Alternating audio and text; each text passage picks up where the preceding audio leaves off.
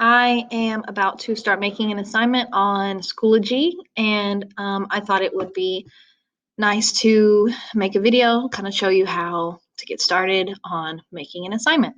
So here we are on the home screen. When you first sign into Schoology, here's what should pop up.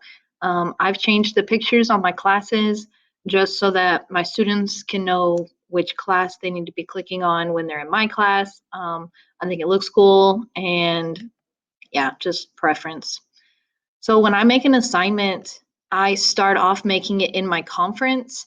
That way the students can't see it until it's done. And if I mess up, I can, delete it and start over. I've got mine, already started, kind of organized. We're in unit 5 and 6. So I'm going to make the assignment in there. Daily practice. This is where I want it to be.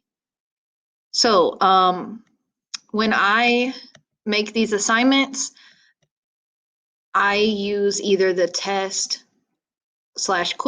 or the assessment, just because that's what I'm familiar with, and that's just what I know how to do. So I'm going to do this at assessment because that's what the other ones are. Let's see. So make sure that you have your title. A due date is not necessary, but I always have it. That way the students know. Also make sure that you enable submissions or the student won't be able to start the assignment. And the category also has to be clicked on. I have previously created this daily practice. You might have to push create new before you get going. So when you first start this kind of assessment, it'll take you to this instructions page.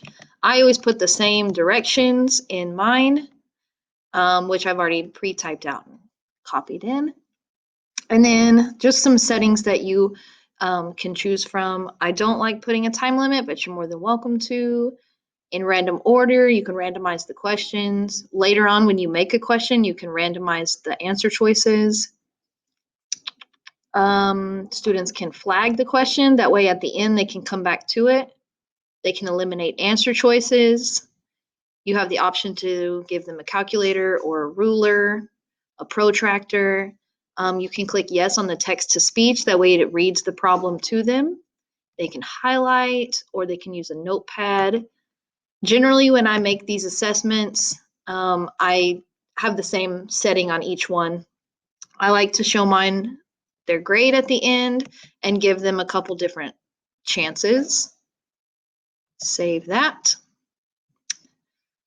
Okay, so let's start creating the questions. So the assessment that I'm making, Mr. Banks has already made the assignments. I am simply putting it into Schoology. So they're all multiple choice. So I'm going to make a multiple choice question.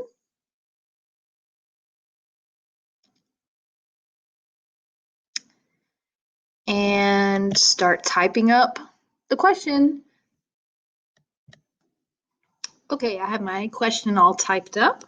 Now I'm going to put in the multiple choice options. So I unpaused because I want to show you this. Because I'm doing a math assignment and I'm having the students choose the correct inequality, I need to type out the inequality for each answer choice. So once you click on an answer choice, your toolbar, I guess it's called, it pops up at the top. This little summation symbol is what you need to click on to type in your equation.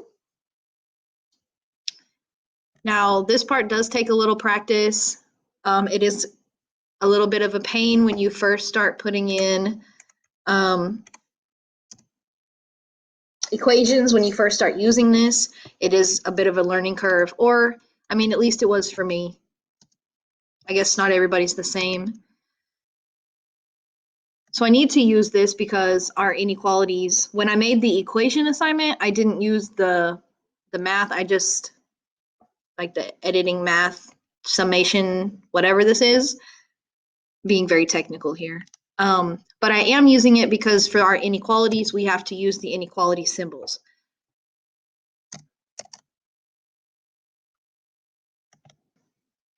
To get the inequality symbols, the less than and the greater than are down here. They're also on your keyboard, which are the ones that I need for this question.